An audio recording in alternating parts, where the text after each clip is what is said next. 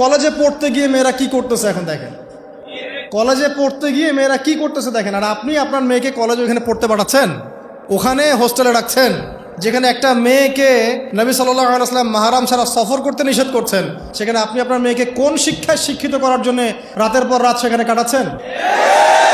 আর তারা নিজেরাই বলছে যে মেয়েদেরকে ফোর্সফুলি যৌন কাজে বাধ্য করা হচ্ছে। মানে ইজ্জত চলে যায়, যাক ভাই আমার সার্টিফিকেট চাই, মানে বিষয়টা এরকম নাকি?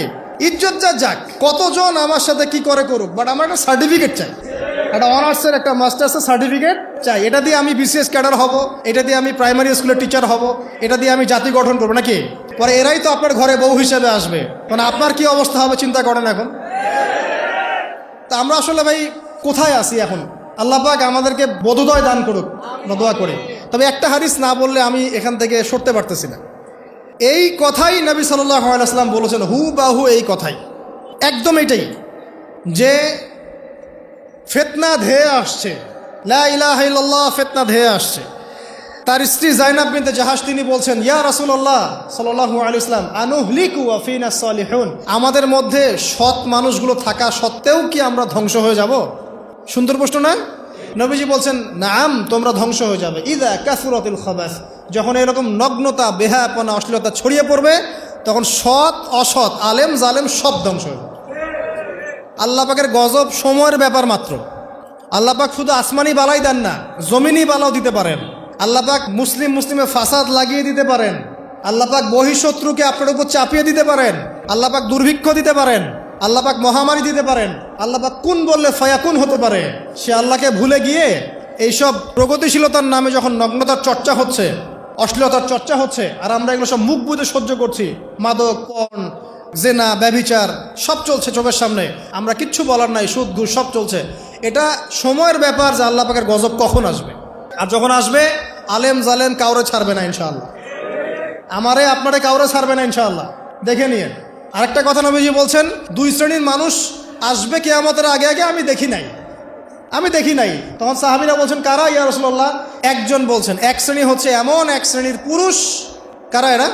পুরুষ, যাদের হাতে লম্বা লম্বা লাঠি থাকবে, লাঠি, এই লাঠি দিয়ে তারা মানুষকে পিটাবে। কি আপনারা বুঝতে পারেন না কারা? আপনি নিজেও তার মধ্যে আছেন, আপনার ভাইও তার মধ্যে আছে।